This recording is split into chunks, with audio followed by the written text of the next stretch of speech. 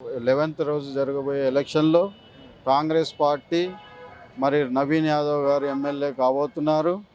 మరి 60,000 మెజారిటీతో గెలవబోతున్నారు.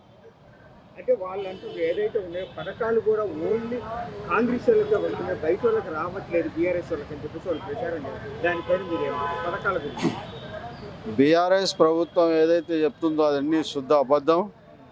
మరి ఆ టైంలో 10 సంవత్సరాలు ఎలగబెట్టినప్పుడు మరి ఏ పథకాలు ఎవరికి ఎంతకి ఇచ్చారో అందరికీ తెలుసు, ఎవరు దోసుకున్నారో అందరికీ తెలుసు.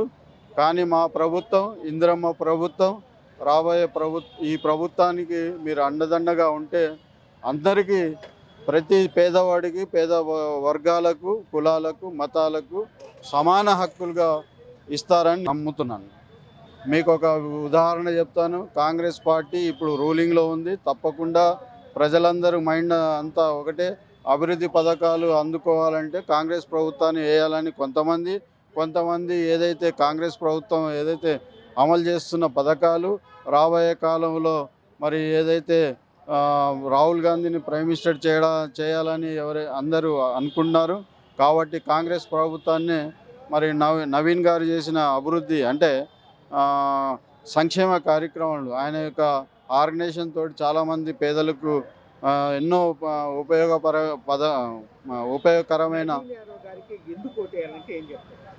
నవీన్ యాదవ్ గారు ఆయన స్వచ్ఛంద సంస్థలు నడుపుతూ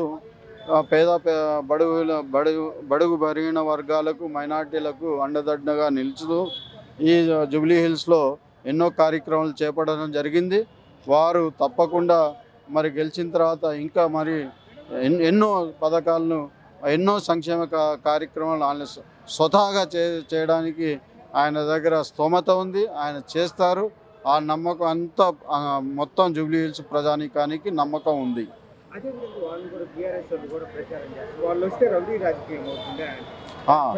ఇదొకటి బీఆర్ఎస్ ప్రభుత్వానికి ఒక అండ దొరికింది. ఈ ఏరియా మొత్తం జూబ్లీ హిల్స్ అంటేనే మరి యాక్టింగ్ అంటే సినిమా రంగం సంబంధించిన వాళ్ళు ఉంటారు.